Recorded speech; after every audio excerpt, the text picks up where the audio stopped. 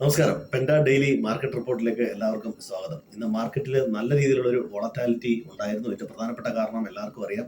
ഇന്നലെ ട്രംപ് ഇന്ത്യക്കെതിരെ ഒരു താരിഫ് പ്രഖ്യാപിച്ചിരുന്നു. 25% താരിഫ്. കാർഷിക വിപണി അമേരിക്കയ്ക്കായിട്ട് തുറന്നു കൊടുക്കണമെന്നും അതുപോലെ തന്നെ ഈ ജനിതകമാറ്റം വരുത്തിയ കാർഷികോൽപ്പന്നങ്ങൾ ഇറക്കുമതി ചെയ്യണം എന്നുള്ള തരത്തിലുള്ള US ആവശ്യം ഇന്ത്യ നിരാകരിച്ചത് ഒരു കാരണമാണ്. ഈ സോയ പോലുള്ളത് അമേരിക്കയിൽ അധികമായിട്ട് എക്സസ് പ്രൊഡക്ഷനാണ്. അത് വീണ്ടും കെട്ടിക്കിടക്കുന്നു. അത് മറ്റു രാജ്യങ്ങളിലേക്ക് എത്തിക്കാനൊക്കെ ഉള്ള ഒരു തന്ത്രമാണ്. അത് മാത്രമല്ല, ഇത്തരത്തിൽ കാർഷികോൽപ്പന്നങ്ങൾ ധാരാളം ഇന്ത്യയിലേക്ക് വന്നാൽ ഇന്ത്യയുടെ അടിസ്ഥാന പ്രധാനം കൃഷിയാണ്. അപ്പോൾ അത്തരം മേഖലകളെ തകർക്കുന്നതായതുകൊണ്ട് ഇതിനൊരു പൊളിറ്റിക്കൽ ഒരു ഇഷ്യൂ ആയി തീരാനുള്ള സാധ്യതയുണ്ട്. അപ്പോൾ അതുകൊണ്ട് ഇന്ത്യൻ ഗവൺമെന്റ് അതിനുള്ള അനുമതി കൊടുത്തിട്ടില്ല എന്നുള്ളതാണ് പ്രധാനപ്പെട്ട കാരണം. രണ്ടാമത്, റഷ്യൻ എണ്ണയും ആയുധങ്ങളും നമ്മൾ വാങ്ങുന്നത് മറ്റൊരു ട്രംപിന്റെ രീതിയിൽ മറ്റൊരു ഇഷ്യൂ ആണ്. ഇതിനു വേണ്ടിയിട്ട് പ്രത്യേകം പിഴ ചുമത്തുമെന്ന് പറയുന്നു. അതുപോലെ ബ്രിക്സ് രാജ്യങ്ങളുമായി സഹകരിക്കുന്നവർക്ക് ഒക്കെ വീണ്ടും ഒരു താരിഫ് ചുമത്തുമെന്ന് പറയുന്നു. അങ്ങനെ ഇന്ത്യയുടെ പുറത്തൊരു സമ്മർദ്ദ തന്ത്രമാണ്. ഓഗസ്റ്റ് 25 അമേരിക്കൻ പ്രതിനിധികൾ വീണ്ടും ഇവിടെ ഒരു ചർച്ചയ്ക്ക് എത്തുന്നത്. അതിനു മുമ്പ് ഏതെങ്കിലും ഒരു തരത്തിൽ സമ്മർദ്ദത്തിൽ പെടുത്താനുള്ള ഒരു തീരുമാനമായിരിക്കാം ഇത്.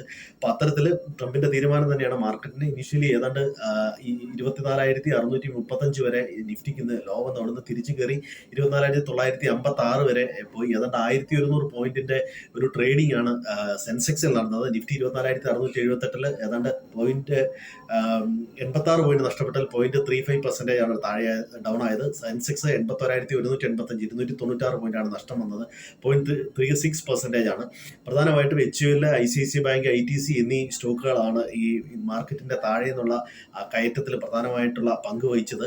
അതിൽ FMCG ഒഴിച്ച് ബാക്കി എല്ലാ സെക്ടറും, ഈ ഫാർമ, മെറ്റലൊക്കെ താരിഫിനെ ബാധിക്കാവുന്ന സെക്ടറാണ്. അത്തരം സെക്ടറുകളെല്ലാം നെഗറ്റീവിലായിരുന്നു. മിഡ് ക്യാപ്പും സ്മോൾ ക്യാപ്പും ഒക്കെ 0.5% താഴെയാണ് വന്നത്. ഈ താരിഫ് കൊണ്ട് പ്രധാനമായിട്ടും ബാധിക്കാവുന്ന industry textiles, auto components, leather goods, gems and jewellery, ചെറിയ ഫുഡ് പ്രോഡക്റ്റുകൾ എന്നിവയൊക്കെയാണ്. അമേരിക്കയിലേക്കുള്ള കയറ്റുമതി നമ്മുടെ GDPയുടെ വളരെ ചെറിയൊരു പെർസെൻറ്റേജ് മാത്രമേ വരുന്നുള്ളൂ. എങ്കിൽ പോലും വളരുന്ന ഒരു രാജ്യമായ ഇന്ത്യക്ക് ഇതൊരു ബേർഡനായിട്ട് തീരാനുള്ള ഒരു സാധ്യതയുണ്ട്. ഒരുപക്ഷെ ഇത് 15% സെറ്റിൽ ചെയ്യുക. വരുന്ന ദിവസങ്ങൾ അങ്ങനെ വന്നിരുന്നെങ്കിൽ മാർക്കറ്റിന് നല്ലൊരു കയറ്റം ഉണ്ടാവാനുള്ള എല്ലാ സാധ്യതകളും ഉണ്ട്.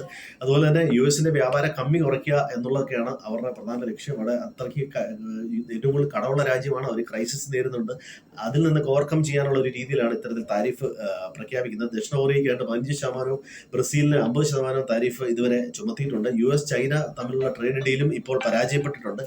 അപ്പോൾ ഇനി അടുത്തത് ഒരുപക്ഷെ ഇനി ചൈനയ്ക്കെതിരെയുള്ള താരിഫായിരിക്കാം അമേരിക്ക ചുമത്തുന്നത്. അതുപോലെ തന്നെ അമേരിക്കയിലെ ഫെഡ് ഇൻട്രസ്റ്റ് റേറ്റ് പോസ് ചെയ്ത് വെച്ചിരിക്കുകയാണ്. US GDP ഉയരുന്നു എന്നുള്ള തരത്തിലുള്ള വാർത്തകളൊക്കെയാണ് വരുന്നത്. ഏതായാലും വരുന്ന ദിവസം ഇന്ത്യയെ സംബന്ധിച്ച്